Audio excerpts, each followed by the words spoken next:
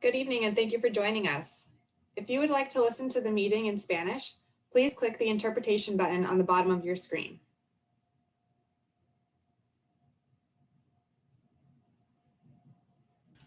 Para oír la interpretación en español, haga clic en el botón de traducción de Zoom en la parte inferior de la pantalla.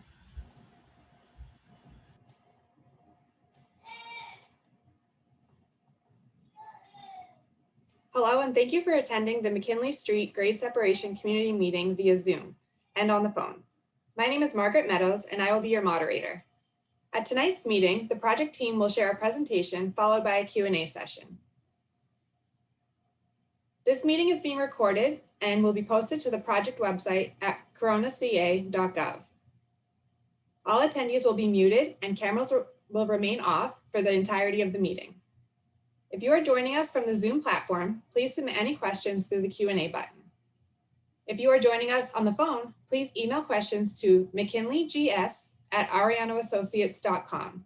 That's mckinleygs@ARELLANOASSOCIATES.com.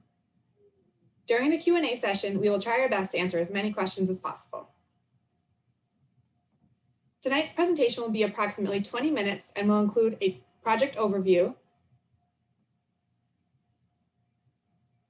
major project updates from the November 2020 public meeting, upcoming early construction activities, and then we'll wrap things up with what to expect during construction, including the recommended detour plans, access during construction, and a snapshot of the city's public outreach plans during construction. We will now begin the presentation. I would like to turn it over to Savat Kampu, the City of Corona's Acting Public Works Director and City Engineer.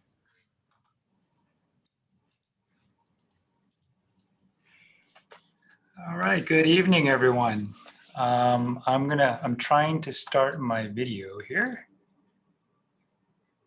There we go. All right, good evening, everyone. My name is Savat Kampu. I'm the Acting Public Works Director for the City of Corona.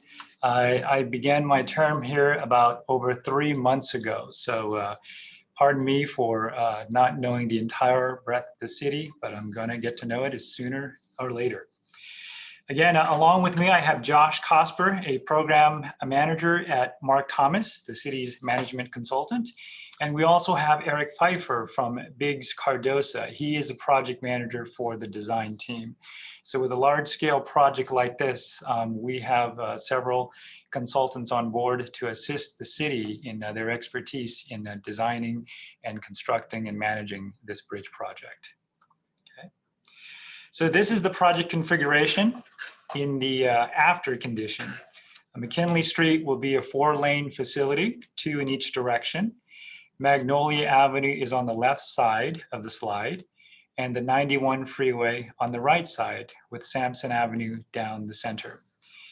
A new steel network arch bridge structure will be constructed to cross the existing railroad between Samson Avenue and Magnolia Avenue. As a result, there no longer will be a direct access from McKinley Street to Samson Avenue. However, there are 2 access points that connect both roads. Traffic along Samson Avenue will have access to north and southbound McKinley lanes through the loop road east of McKinley Street and north of Samson Avenue. Likewise, northbound traffic along McKinley Street will access Samson Avenue through a right turn onto the loop road. Southbound McKinley Street traffic can access Samson Avenue through the side ramp north of Samson Avenue and west of McKinley Street. Overall, this configuration will significantly improve daily circulation, provide more efficient access for emergency vehicles, and increase driver safety. Next slide, please. In this rendering, you can see State Route 91 on the top of your screen, and Magnolia would be on the left side. As I mentioned previously, the project will elevate McKinley over the railroad, the flood control channel, and Samson Avenue. The loop road connector between Samson Avenue and McKinley Street will be constructed in the northeast quadrant to connect McKinley to Samson. Estelle will be raised to meet the raised grades of McKinley. Driveway ramps will be provided to preserve access to businesses. Next slide, please. In this view, you can see a good view of the steel network arch bridge. This structure type was selected for a number of reasons. It is a lightweight structure that can be built in a staging area and moved into place overnight, minimizing disruptions to the area and shortening the overall schedule. It is a very slim structure type, which limits the amount that McKinley needs to be raised to get over the tracks compared to other structure types. This assists in preserving access and visibility for the local businesses. This bridge will be the first of its kind in California, but has been constructed in other states with increasing frequency. A few examples are in Lake Champlain Bridge on the New York, Vermont border, Kentucky Lake Bridges, at the 6th Street Avenue Bridge in Denver, Colorado. From the November outreach efforts, the public overwhelmingly selected blue from the public votes, and that's the color of the bridge. The project team is currently working with the city and council to select that shade of blue. Next slide, please. Retaining walls that would be located along the corridor, and this is a good view of the dot pattern of the wall panels chosen from the November 2020 public outreach public votes. This is another good view of the loop road between McKinley and Samson at the top of your screen. Additionally, the side ramp connecting southbound McKinley Street traffic to Samson Avenue is shown between McKinley Street and the car wash. Next slide, please. Vehicles heading from Samson back to McKinley will use the loop road. So to summarize the connectivity between McKinley and Samson, if you're heading southbound on McKinley or coming off of the eastbound 91, you will use the side ramp to access Samson. If you're heading northbound on McKinley, you will use the loop road to access Samson. If you are on Samson and traveling back to McKinley northbound or southbound, you will use the loop road. Next slide, please. Along with 4 travel lanes and raised median, the bridge will also accommodate cyclists on the shoulders. Sidewalk is provided on the east side, the left side of the screen there, and separated from the vehicular traffic lane by barriers and an arch ribs, improving safety along the corridor. The steel components of the bridge, primarily the arch ribs and the bracing between them, are prominent, and we are hoping that you will help us pick the color, or at least refine the color. I'd like to turn this over to Josh Cosper with Mark Thomas to talk about the project updates and early construction activities. Thanks, Savat. As presented to the City Council over the last 6 to 9 months, the overall project costs, including environmental, design, real estate, utility relocations, construction, and the overall staff and management cost is estimated to be around $104 to $108 million. Of that, we estimate the overall bridge and improvement construction costs that Savat just explained, somewhere in the magnitude of $55 to $65 million. At the start of the project, the city had approximately $94 million available through the city contributions and miscellaneous funding programs through the State Senate Bill 132, the gas tax, the Transportation Development Act, the Transportation Uniform Mitigation Fees, and Riverside County Measure A. Since the 1st of January, with great thanks to the CTC, California Transportation Commission, and support of Caltrans, the city's also secured another $13 million in available state funds from the Trade Corridor Enhancement Program and the Highway Railroad Crossing Safety Account programs, as well as through the California Public Utilities Commission through the Section 190 grade separation program. Overall, the city has approximately $112 million in funding for the project. Looking at the major contractor and consultant procurements, the city has advertised to solicit construction management firms between December last year and January 2021. 6 firms provided bids. We interviewed the top 3 firms. We were pleased to announce that we selected the local firm Falcon Engineering Services as the highest rated consultant and awarded a contract last month. They'll be hitting the ground running as we get the contractor on board. We also issued requests for bids for demolition contractors early in the month, and we're still working through that process right now, but we're hoping to have the demolition contractor on board shortly for the Denny's and Outback building in the next couple of months. Lastly, with the highly specialized steel bridge structure that we talked about, the steel tight arch network bridge, the city advertised to request qualification packages and pre-qualify general contractors, steel fabricators, and steel erection consultants to bid on the project. We started this process in February earlier in the year, and we closed it towards the middle of April. We were actually really surprised to see that we found 12 general contractors and over 15 steel erection and fabrication subcontractors that were pre-qualified to actually bid on this project. All of which were highly qualified. They had great references on similar projects. It's actually double what we thought it was going to be. So we anticipate taking this list of contractors later in the month to City Council to at least explain the process and make sure we're all on board to pre-qualify them. And then we're hoping to award a contract sometime during the summer this year for construction.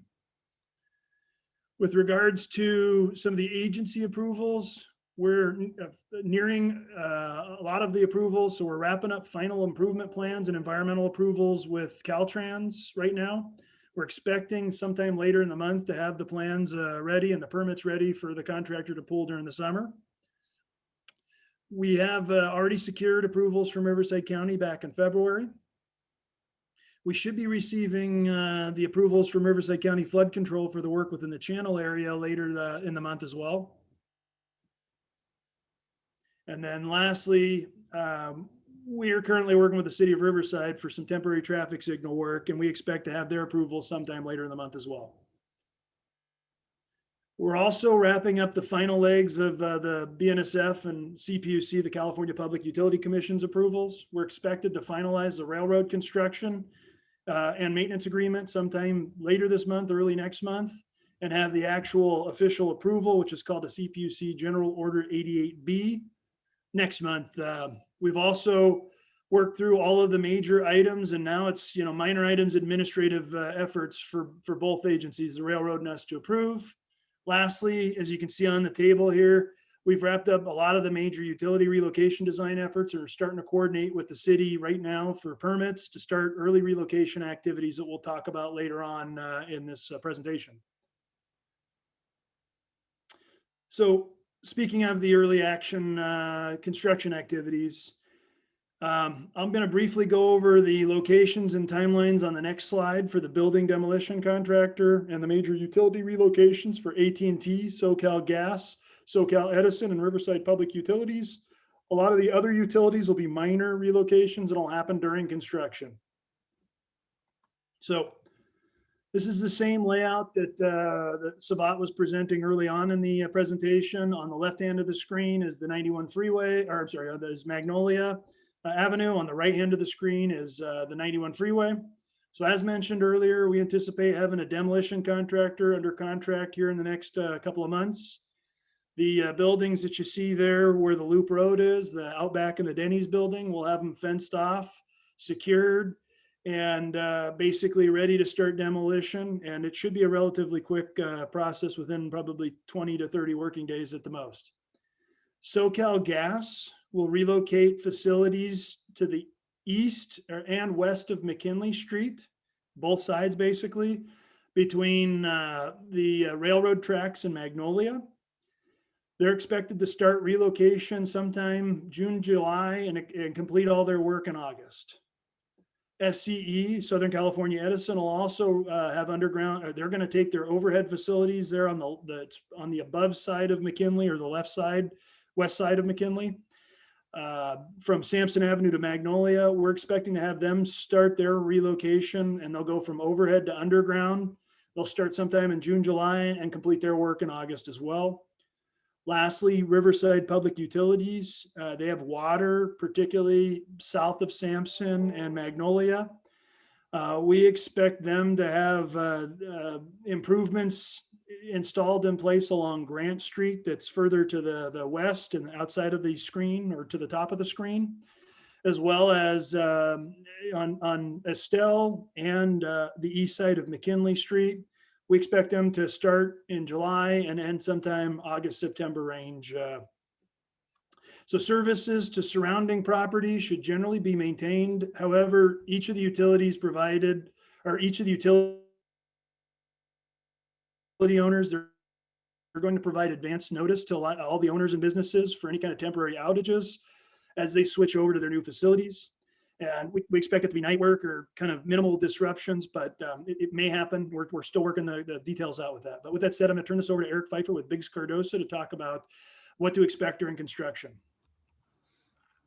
Great, thanks, Josh. So I'll talk a little bit about traffic during construction, and then how we anticipate the project being built here.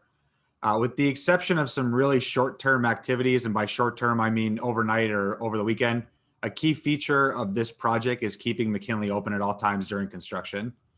The number of traffic lanes on McKinley will be reduced during construction, though, so we've identified and will publicize some alternate detour routes to keep traffic flowing throughout the city limits.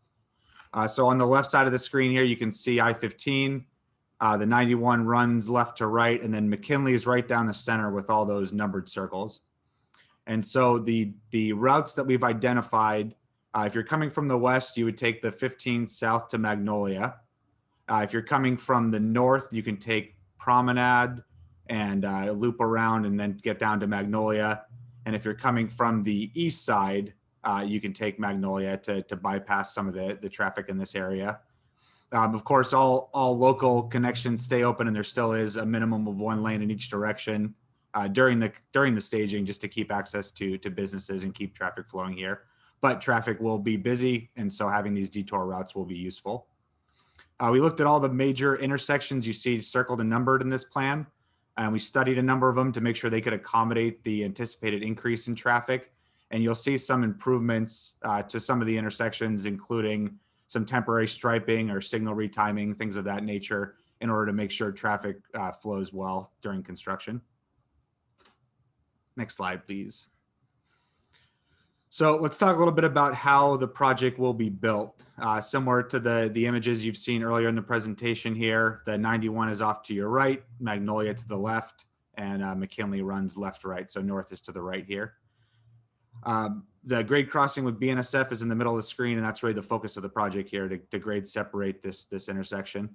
Now, I'll caveat these slides by saying this is how we envision the project being built. The contractor that gets selected in the upcoming months will have an opportunity to propose alternate staging as long as it decreases the overall construction time and still maintains access to businesses. So this is how we see it being staged, but there's a potential a contractor could add some value and change up the staging a little bit. So in the first phase here, traffic crossing the rail will be moved to one lane in each direction and shifted to the east and west sides in order to build the foundations for the new bridge. So you can see those hatched areas by the McKinley Street label. Those are where the foundations would go in for the bridge. So this is a relatively short-term stage with alternating traffic to allow for the substructure construction. And while the foundations are being built, the bridge is being built in a staging area. Next slide, please. This is when a lot of the major activities start. So in this stage, stage 2, traffic gets moved to the east side of McKinley and to the south side of Estelle. We'll have to do some very short-term closures. You can see in the I guess turquoise hatched areas by Estelle and by the 91 eastbound loop on ramp in order to close the roadways and shift traffic over. But besides that, traffic is still flowing on the east side, one lane in each direction. The west side will be raised up to the final grades. The bridge which is constructed in the staging area, is moved into place, and a portion of the loop road that connects McKinley and Samson is constructed. During this phase, a lot of the walls, the roadway, the bridge improvements, everything on the west side is built during stage 2. At the end of this stage, we'll shift traffic from current grade up to the higher future grade on the west side, and then in stage 3, next slide, we'll complete the work along the east side of McKinley. Additionally, Estelle will be completed as well by shifting traffic over to the newly constructed portion and constructing the portion on Estelle there that's hatched in this plan. The remaining walls and roadway improvements on McKinley will also be constructed during this stage, and the project will then be open to traffic after this stage is completed. So overall, we're anticipating that the construction will start in summer, and these 3 stages will occur over a period of about 2 years, with construction finishing by June 2023. I'll turn it back to Savat to talk about some of the future public outreach efforts we'll have for the project.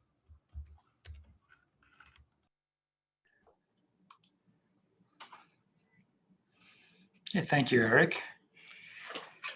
So as we get closer to the construction, anticipating to start in July, these update meetings will be quarterly. There will be a greater focus given to the immediate and long-term look ahead with construction activities and anticipated traffic impacts. The city will conduct 2 virtual meetings and 2 in-person meetings at City Hall or a local community center, with the next one anticipated in July to be in person. Additionally, our team will continue to perform quarterly presentations to City Council on project progress, which the public can also view online or attend in person at the regular council meetings. A phone number, hotline, and email system will be made available to the public in the next month or so for comments or concerns throughout construction. Additionally, the city will continue to use the project website as well as other social media, such as Facebook or Instagram, to post information and updates regarding the project throughout construction. Again, thank you for your time this evening, and we will open it up for questions.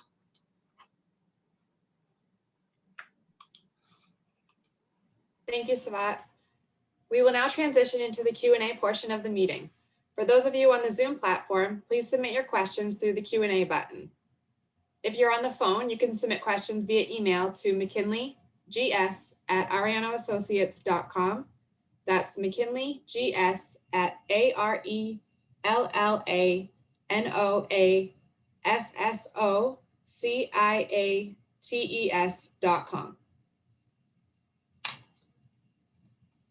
I see that we already have some questions coming in, so I'll get started right away. First question is, what was the winning bridge color and wall pattern that was voted on from the last meeting? Savat, I believe you answered this earlier, but can you refresh everybody? The top 2 colors selected were white and blue. We are working now on evaluating the shades of each color and anticipate to have a final color selected by summer. Awesome. Next, I see work happening. What is going on out there right now? Eric, can you take that one? Sure. So as Josh mentioned, a lot of the early utility relocations are starting now. AT&T is out there right now during some early utility relocations to make way for the grade separation. And then upcoming utility relocations will be Riverside Public Utilities, Southern California Gas Company, and Southern California Edison. So you'll see some utility work happening in advance of the main grade separation contract. Thank you. Next, I have, why are Outback and Denny's boarded up? Eric, do you want to take that as well? So both restaurants were vacated back in January by both Denny's and Outback. We actually settled with Denny's. We're still working it out with Outback, but both decided to move on. But right now, as I discussed earlier, our plans, it's kind of right there in that Loop Road construction area. We're working on getting a demolition contractor to come out and actually secure it, perform any of the abatement and hazardous waste removals, and actually remove the building so we could use that as either a bridge fabrication area or a contract storage yard before we actually get to the point where we build the Loop Road. Thank you. Next, I have, traffic is slow in McKinley now. What is your plan during construction? So I'll jump in again. So as we discussed earlier, we're going to be actually urging people to use the detour plan. This will be broadcasted through multiple sources. I think Savat alluded to a lot of them, like future outreach meetings, city council meetings, and those will happen quarterly, but we also will have the city's social media sites, the city actual website. And so we're going to actually try to make it, or we won't try, we'll actually have a pretty open, this is what's going on over the next couple of months. And here's how the traffic's going to be. With all that said, the city's also going to have a hotline too for questions, comments, concerns, and then also traffic that still needs to have access along McKinley. Sorry. They'll have through access during construction, but there's going to have some additional congestion given we're reducing down to one lane. So again, please be on the lookout for that detour plan and some of the upcoming construction impacts as we get closer to the summer and construction starting. Thank you. Next, I have, where are you getting the money to pay for this project and what is the total cost? Nope, looks like I'm going to go for the trifecta here. So as I mentioned earlier, the project early on was tracking around $94 million, but with some of the COVID-19 impacts slowing down the community and the available resources, as well as the last year rising steel and concrete prices, we're tracking closer to $104 to $108 million with contingencies. As we discussed, thankfully the city was in position to secure over 110. I think it's about 112.3 million in available funds from programs like the State Senate Bill 132, Western Riverside's Coalition of Government, or WRCOG's TUMF, Transportation Uniform Mitigation Fees Program, the Transportation Development Act, CTC, or California Transportation Commission's Trade Corridor Enhancement Program, as well as their HRCSA. I always get this one, this is a little tricky for me, Highway Railroad Crossing Safety Account program. And then lastly, the CPUC, California Public Utilities Commission, for the Section 190. It was a mouthful. Thank you. Next question is, will my utilities be shut off at all during construction? I think that one would be for Eric. I will jump in. Yep. So currently we're expecting minimal downtime to any utility users within the project area. We've been coordinating with all the third-party utilities and making sure that they give advance notice should there be any temporary shutoffs. A lot of this work, we're trying to coordinate with the utility companies to have them do it at nighttime so that any impacts to businesses would be mitigated. So really right now, if there are any temporary utility shutoffs to businesses, we would only anticipate nighttime temporary disconnections. Thank you. Next one is, during construction, how will my customers have access to my business? Do you want to take that one as well, Eric? Yes. So this is something we've been working on for quite some time now. The city's been studying this project since the early 2000s. And the design teams have been looking at this since 2018. So last 3 years, we've been trying to figure out how to build these improvements without impacting access to businesses. And so every property and shopping center will have access either from McKinley or from the adjacent roads, Estelle and Samson, during each of the construction phases. We looked at providing points of access when some elements could not be maintained. So in some cases, we may have to close one driveway, but we open up another, or we provided an alternate means of ingress or egress to make sure access is maintained at all times. Another rule that we tried to follow here was make sure that there were no unsafe conditions. And so in some cases, we have to restrict driveways to right in, right out only, and then restore full access in the after condition, in the post-project condition. But what we're trying to do here is make sure that we have a safe project with access maintained at all times, and we've studied it for quite some time here. Any closures to driveways temporarily or change in access will be communicated through future public outreach efforts. And once the contractor is on board and really refines our staging concept, we'll broadcast that to the public, and there'll be a lot of communication about what to expect during construction. Thank you, Eric. Next question is, in the photo, is the blue structure the final design? The Magnolia design has old-fashioned lights, and I see no lights on this bridge. is the city of Corona going to be on top of graffiti removal? And I will say that there was quite a few questions about graffiti removal, so that's a hot topic. Okay. Eric, you know that one? Yeah, let me jump in and answer this one. And I think we already covered the color, but I will talk about lights. So we've got your typical Cobra head street lights on the approaches. On the bridge, you don't see any lights in the renderings because they're small linear lights that are mounted to the barrier. And so the bridge will be well lit during the nighttime. They're just not lit by the typical, Cobra head lights that you're used to. So that's lighting on the bridge. The graffiti removal question. So we've selected the retaining wall textures in a manner that they mitigate graffiti.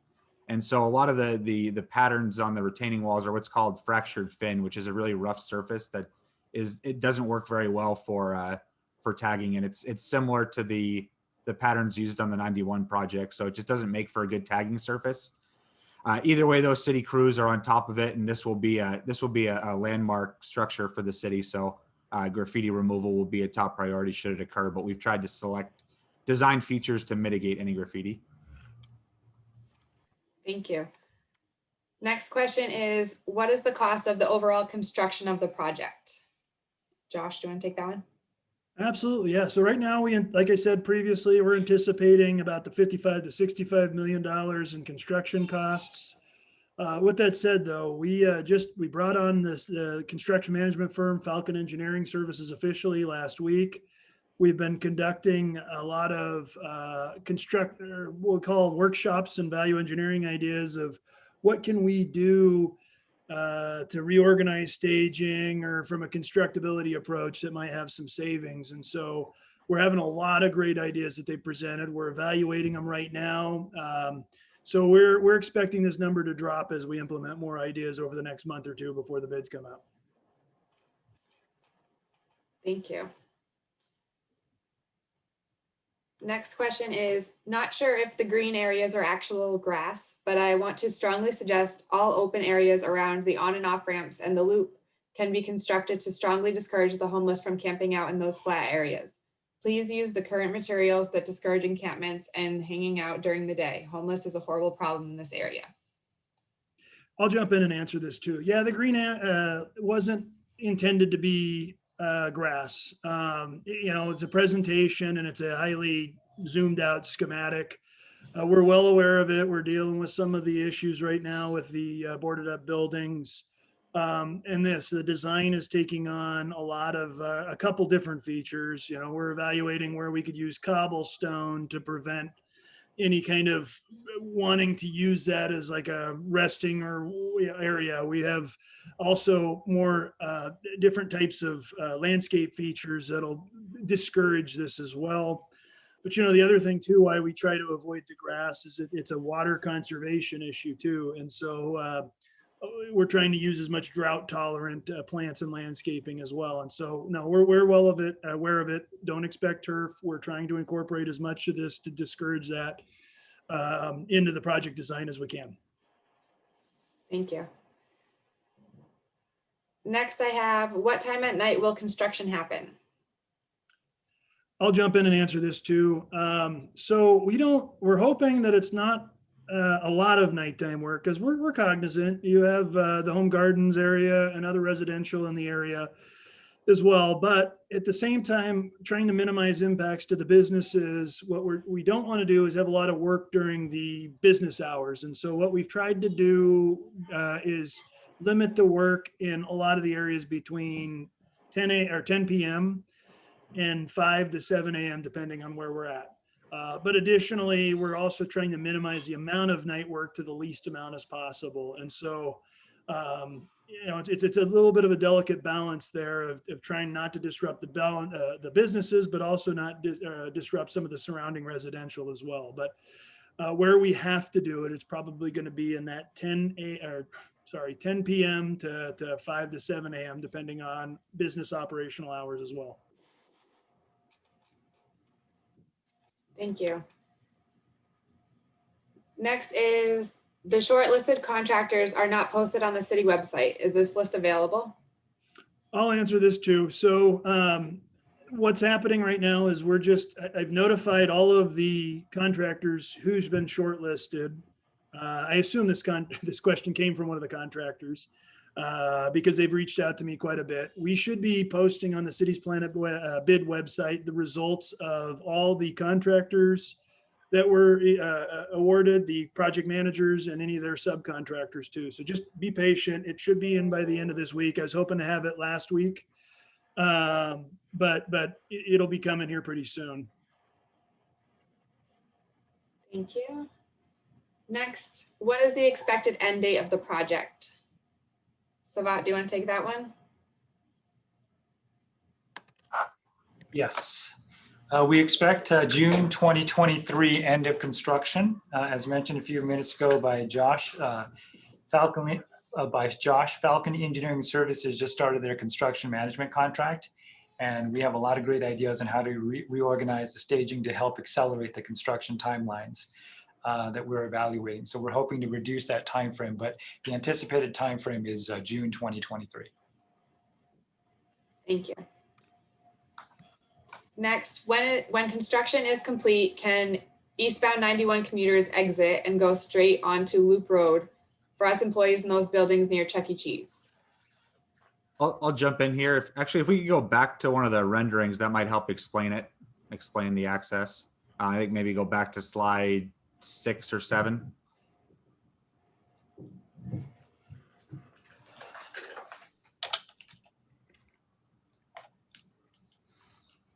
Okay, that's perfect right there. So on the left, so on the top of your screen is the 91 there. So if you're coming from westbound 91 and you're getting off of the off ramp on the left side there, you would take a right down the side ramp that runs down to Samson on the west side of the bridge. Then you would take a left on Samson and then take a left into the shopping center. So in our coordination with Caltrans, the traffic operations with traffic going straight across the intersection was not feasible. So instead we identified this alternate route where you'd go right down the side ramp, then left on Samson. And because the volumes on Samson are fairly low, that left turn movement from the McKinley side ramp to Samson will be green most of the time. So it's a pretty quick route to get there.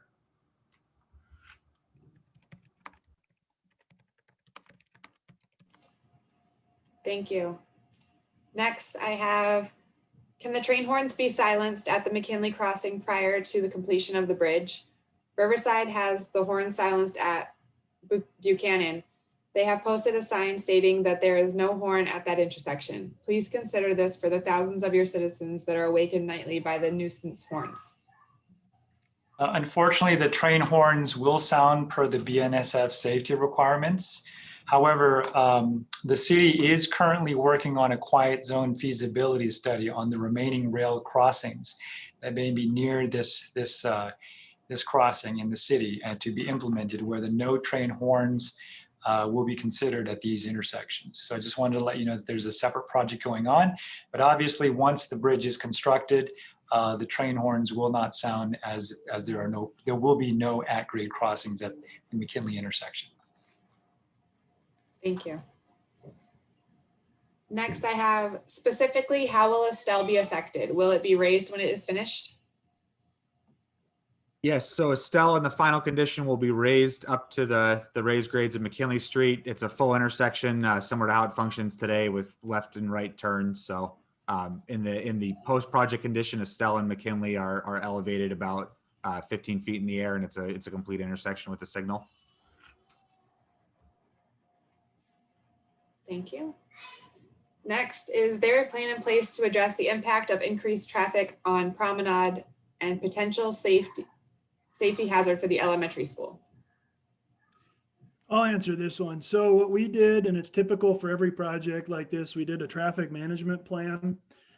We evaluated what we thought was the extra traffic along Promenade, Magnolia, Buchanan, the 15, as we were analyzing the different detour plans. We don't anticipate enough traffic to have any kind of significant impacts to that area from what the results of the traffic management plan was. There are other areas though that we anticipate where we're increasing or making modifications to the traffic signals along particularly Magnolia and Buchanan to make sure that it queues more traffic, so that it's safer and whatnot. And so we did take this into account as part of this. Unfortunately, though, we didn't see the increase of traffic having any kind of potential safety hazard along Promenade for the elementary school. Thank you. Next, I have, you mentioned that Denny's and Outback be fenced off for 20 to 30 days. When will that be? So as I mentioned earlier, we're working through the demolition bid process currently right now. As soon as we can award a demolition contract to a contractor, it'll be sometime by the summer at the latest that we have the contractor out there. We're well aware of some of the issues that are going on with vandalism or security or other issues. We've worked with the city's police department to make sure we increase patrols. We have property management consultants on board trying to basically monitor this a lot more often. We've secured quite a bit of this. You know, we're trying to push as hard as we can to get this going faster. It's just, we also have to go through due process due to the public contract code to make sure we actually put out a public bid and award it officially to a contractor. So we're working on that right now. Thank you. Next, I have, when do you anticipate the biggest traffic disruption will occur? I'd say that's likely at the end of what we were referring to as stage 2. So in stage 2, the west side of McKinley gets raised while traffic's one lane in each direction on the east side. And at the end of stage 2, we're doing some work to do the cutovers to get traffic up and onto the new bridge into the west side. And so during that weekend closure of the 91 in McKinley and a weekend closure of Estelle and McKinley, required to raise those intersections up to grade and flip the traffic over, that's likely when we anticipate the biggest disruptions. But like we mentioned, very short term, publicized well in advance, and everybody will be notified well in advance of those activities. Thank you. Next, I have, will there be a time where McKinley is completely closed, or will there always be one lane of access? I think that ties into the previous question nicely. So with the exception of some short-term closures, either overnight or over a weekend, McKinley will always be open. Along with the cutover work I just mentioned, there'll also be a closure overnight when the bridge gets moved into place. So the move from the staging area to the final bridge location is expected to take about 4 to 6 hours, and that would likely be overnight over a weekend with detour routes established. Thank you. Next, I have, how many prime contractors do you plan to shortlist for the bridge construction, and what is the anticipated bid date for bridge construction and award? Oh, yeah, I'll answer this one. So currently, we actually had 12 contractors pre-qualified for the short list. As I mentioned, we're looking to go to council later in the month to let them know of our results of the pre-qualification process and make sure they concur. Additionally, though, sometime this summer, we expect to release the bid and get started on construction. Thank you. Next, we live at Corona Palms Mobile Home Park. Will our gate at Estelle be accessible during construction? I'll answer this too. So I think Eric's talked a little bit about this in the staging plans and some of the previous questions, but the big thing is Estelle will predominantly be accessible for through movement throughout construction. We do anticipate, though, there will likely be a long weekend closure because of some of the fills. I think Eric talked about it being about 15 feet at the intersection of McKinley Street. So we would be noticing the public in advance of that don't try to access McKinley Street from Estelle during that period of time. But the Corona Palms Mobile Home Park should be accessible at all times during construction. It's really just the intersection of McKinley and Estelle that'll be down for the week, the long weekend. Thank you. Next question, what is the actual height between Bnsf tracks and the bottom of the bridge? I'll answer this one. So BNSF requires a minimum 24-foot vertical clearance from the top of rail to the bottom of the bridge. They've gone through some revisions. It's 23'6" for anybody who's worked with BNSF before, but at any rate, it's approximately 24 feet from the rail elevation to the bottom of the bridge. Thank you. Next is, will local residents experience utility shutoffs? So I'll jump in and answer this. What we anticipate is there'll be some shutoffs at nighttime, predominantly at that McKinley Estelle intersection for things like water and utilities, but it's going to be nighttime. There'll be advance notices. It won't be anything more than the nighttime. And what we don't believe is it'll be involving the actual residents as well in that location. It'll be mostly the businesses in that area. Thank you. Next, currently you have planned for the staging to occur directly in front of the retail building in the Los Arcos shopping center. Los Arcos, sorry. This is definitely going to severely impact the businesses there. You mentioned that there may be a need for alternate staging. Does that mean the staging may be somewhere else entirely? I'll jump in and answer that too. I think there's a disconnect on what I meant by staging. Staging is more on how we approach the roadway construction, not where we basically lay materials down. But with respect to that question, I'll answer it yes and yes. We're looking at potential, the way the design was laid out was actually to build the bridge off site, move it, put it in its foundations and abutments like in an overnight move. And we're looking at maybe an alternative currently where we could actually build it in place over the roadway. But with that said, we still plan on having the loop road through this area, and that won't change, so we can provide the circulation that we need to. But when I'm actually talking about staging, and I mentioned that earlier, what I was talking about is Eric showed a 3-stage plan. We're going through potentially how maybe we can combine some of the staging, but also maintain traffic as we proposed. And so, again, we brought on the construction management firm, Falcon. They're doing a great job coming up with a lot of great ideas. We're looking at it before we get into this bid, and we're hoping to have some alternatives here that'll minimize some of the construction timelines that Savat and I talked about earlier. Thank you. Next question is, will McKinley Village be impacted in any way? We are a private community in Corona of 86 homes that is behind the old Food for Less that has an access gate in the Corona Hills Shopping Center. I guess I'll jump in here. So that is outside of the project limits. So we get back down to grade on McKinley, just north of Magnolia. So no work is planned along Magnolia. It's just at the intersection. So the project will not impact the gated access to the east there.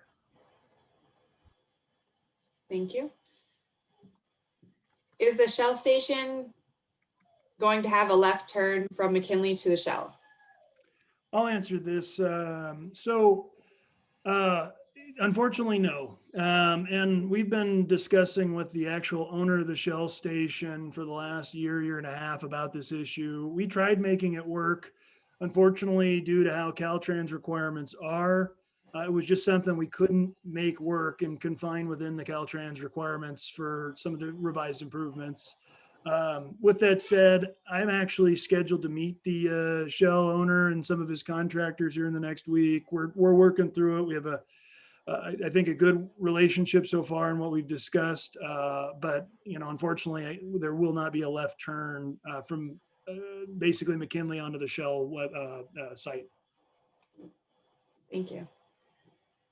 Next, will the bridge overpass meet ADA regulations?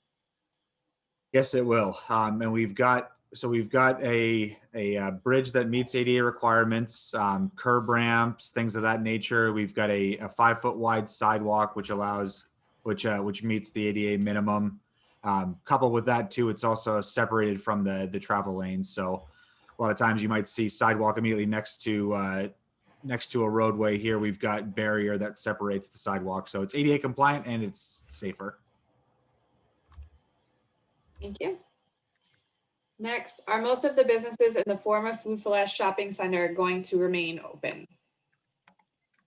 I'll answer this. We're not touching a single business out there. We're working. I actually had good meetings with the new owner of the Food for Less shopping center itself.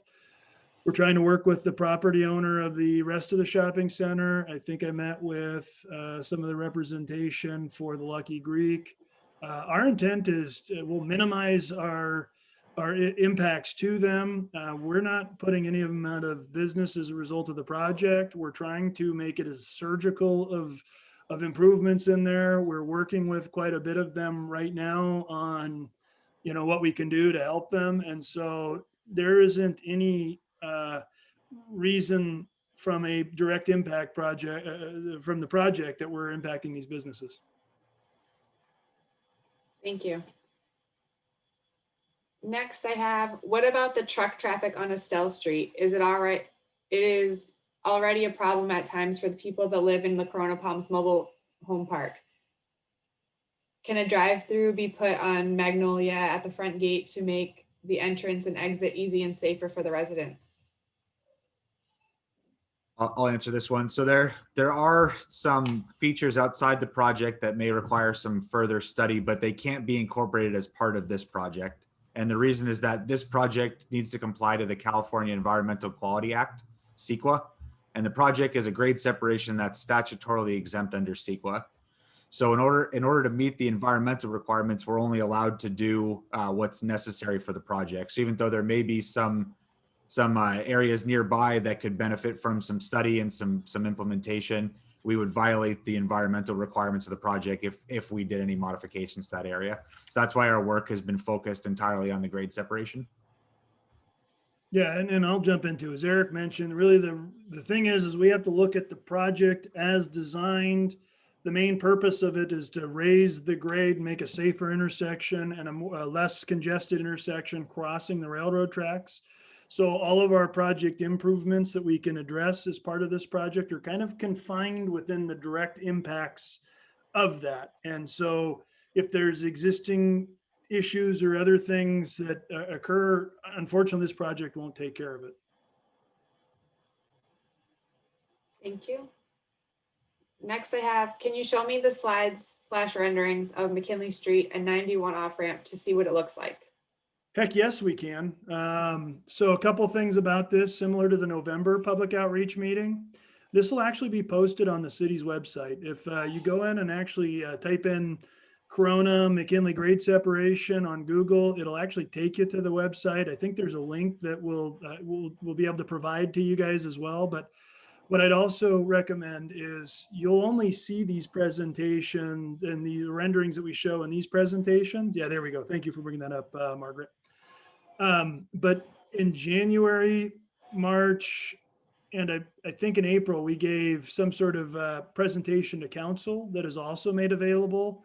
The March one's the one I'm thinking of in particular that had several different variations of the view too, that you might have some additional renderings. So look at both the city council website and additionally, as you go into the project website, these will all be made available for you to download and use as well.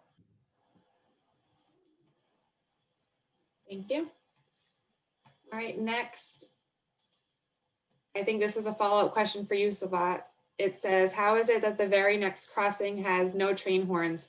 Is it still Bnsf? Can you reach out to Riverside and ask them how to go about handling this issue? Let me answer that question. The city of Riverside actually went through a lengthy process several years ago for the no train horn application. They actually did the entire city in terms of the crossing, and that application process took a very long time, about a few years.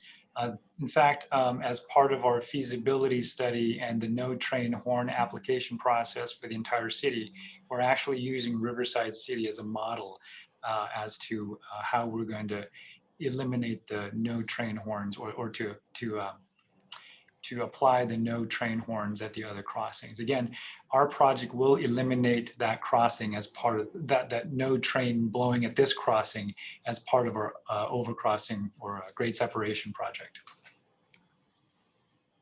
Thank you. Next I have, was the traffic study conducted during school closures? I guess my question would be whether this is a question about whether traffic counts were conducted during COVID or just school closures in general. But I guess let me answer both of those. So we took some of the city's traffic data from 2017, and I believe that was done in early November 2017. And then when we started in 2018, I believe we did some verification counts, and if I'm remembering correctly, I believe it was September 2018. So all these confirm the traffic numbers. They were all done well before COVID. So it was done before COVID and done during periods where school would have been in session. So hopefully that answers that question. Thank you.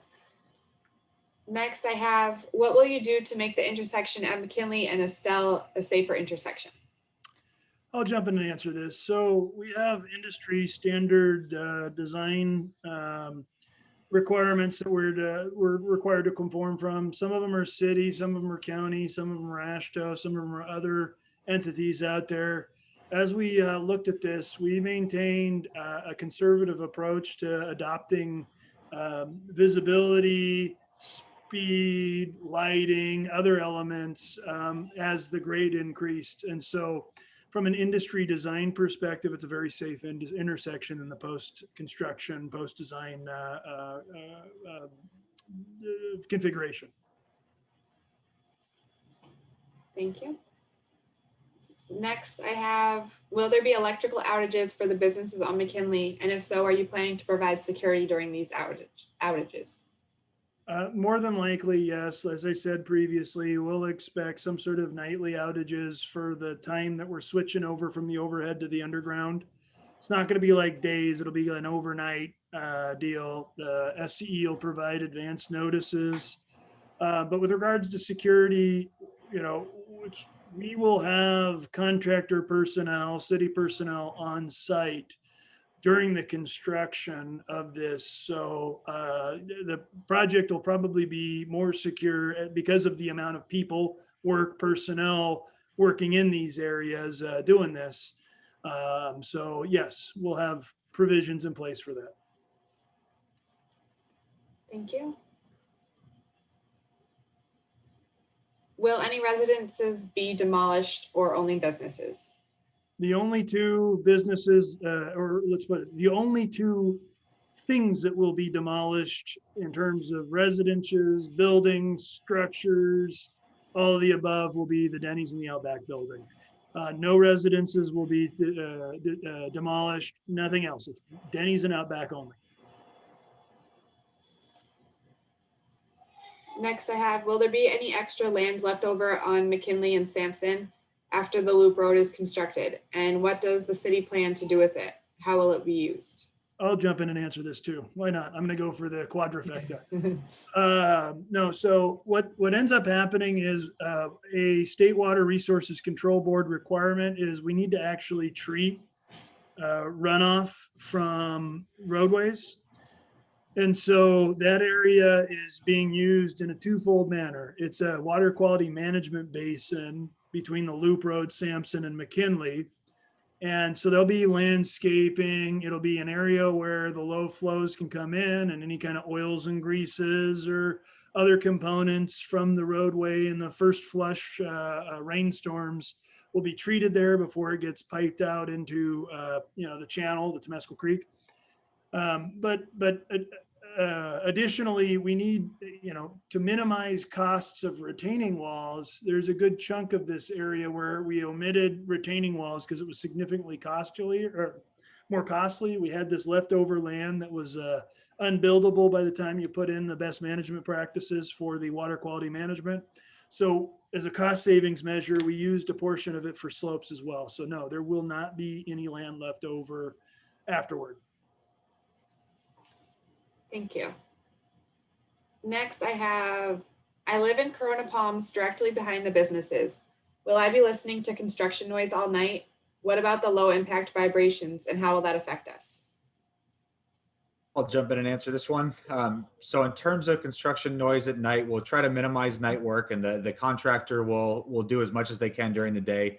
That being said, it is a fast-moving project. There are some weekend and night work activities that need to take place, but I believe that there's city ordinances and code standards that limit the noise decibels, noise levels. So that hopefully should help with the noise at night. In terms of the vibrations, we selected some of the design features to minimize vibrations, and you may be familiar if you've driven on the freeway and seen some of the big bridge construction projects on the 91 or the 15 or other facilities. They use what's called driven piles, where a hammer gets dropped and knocks a pile into the ground. Instead, here we're using what's called cast and drill hole concrete piles for the bridge. So it gets drilled in and augered as opposed to driven in. And that reduces the noise level quite a bit and reduces the vibrations. So hopefully with some of the features we've selected for the project, it'll minimize noise and vibration. Thank you. Doesn't look like we have any more questions. I'll give it one more minute.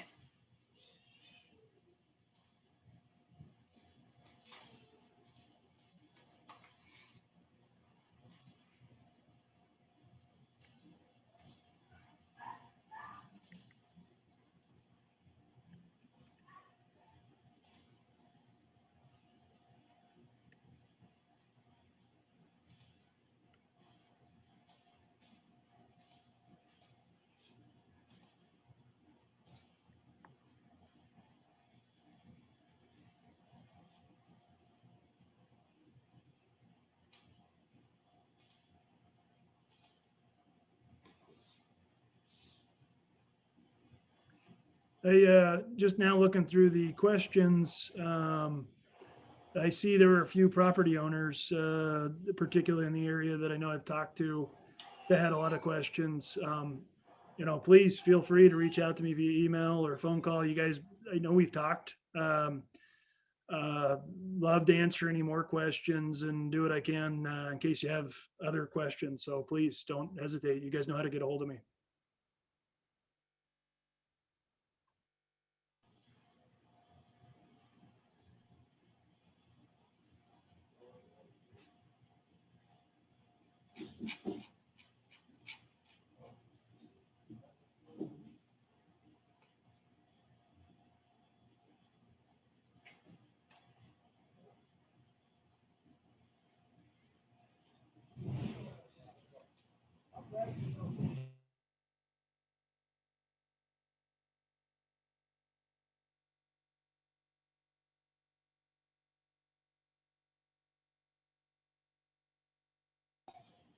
Sorry, just give us a second. I think we had one more question come in. So I can answer how can we vote in the color. The city actually went through a voting process in the beginning to select the blue and white. I know that the council will be planning to take the item to, we plan to present the refinement of colors sometime in the summer to the city council. Pitt, if you can, if you look in the city's website in terms of the agendas and when the council meetings occur, we plan to take it sometime in the September council meeting, whether it's at a study session, at the committee of the whole, but not particularly a council session, but these items and agendas are actually published in the city's website. So you're welcome to actively look at the website or just give the city a call and we can provide you updates on when that is actually going to occur.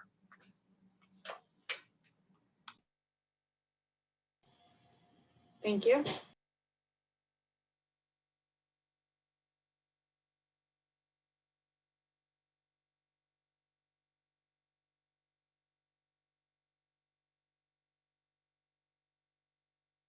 So there was a question on businesses. Are there any available?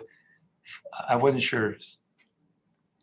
So I know that there's some questions on businesses and how we can assist businesses. I wanted to pitch out there that we have an economic development department that's available to help businesses in terms of certain advertisements or certain services.